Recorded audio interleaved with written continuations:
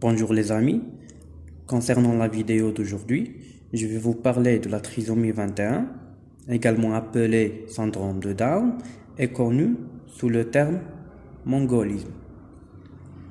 Donc, le syndrome de Down ou bien la trisomie 21 est un syndrome génétique qui n'est pas héréditaire généralement et qui est causé par la présence d'un chromosome 21 surnuméraire. Et donc, les personnes ayant la trisomie 21 ont 47 chromosomes dans une cellule plutôt que 46. Donc, la trisomie 21, c'est quoi? Donc, c'est une maladie, comme j'ai déjà dit, causée par une anomalie au niveau des chromosomes. Cette anomalie cause un déséquilibre du fonctionnement du génome et de l'organisme. Elle provoque un retard mental permanent et un retard de développement.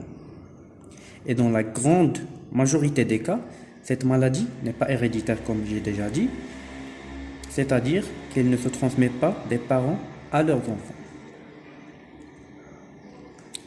Donc, le mongolisme, le syndrome de Down ou bien la trisomie 21, les personnes atteintes de cette maladie présentent des traits caractéristiques des Mongols. D'accord? Et donc aujourd'hui, cette dénomination est plutôt péjorative. Donc les traits caractéristiques sont une petite tête, un visage qui est rond et aplati, des yeux bridés et écartés.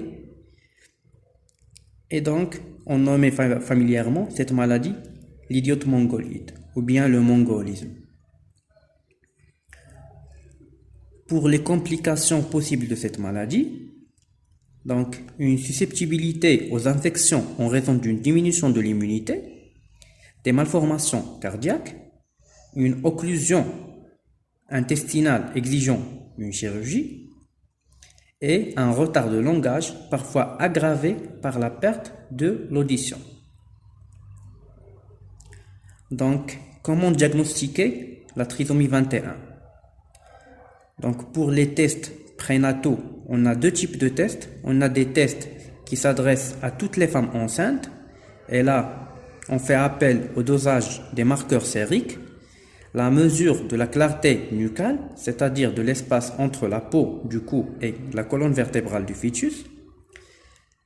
Pour les tests diagnostiques qui s'adressent aux femmes dont le risque est élevé, donc on a la myosynthèse et on a les prélèvements de Villosito chorial. Et après la naissance, on fait appel au karyotype. Donc c'est un test qui permet d'étudier les chromosomes. Donc avant d'analyser cette figure ou bien cette image, je vais vous parler un peu du karyotype. Donc le karyotype correspond à la représentation des chromosomes du noyau d'une cellule vue sous microscope. Et donc, elle permet de mettre en évidence les anomalies chromosomiques, soit de nombre, soit de structure. Donc, pour les anomalies de nombre, et c'est le cas, comme les trisomies 21, 18 et 13, et on a aussi des anomalies de structure, comme les translocations. Et on peut aussi déterminer par karyotype le sexe génétique. C'est-à-dire soit on a XX pour les femelles et XY pour les mâles. Donc ici pour cette image, donc elle représente un karyotype qui présente une trisomie 21. D'accord?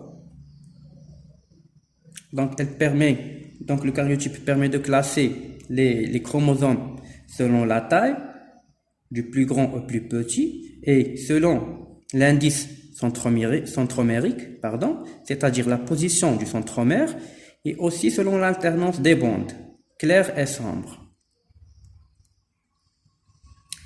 Donc, concernant le syndrome de Down, la joie et la tristesse sont les émotions les mieux reconnues par les enfants et adolescents porteurs de cette trisomie. Par contre, la colère et la peur sont les émotions les moins bien identifiées. Merci pour votre attention et rendez-vous pour une vidéo prochaine. Merci.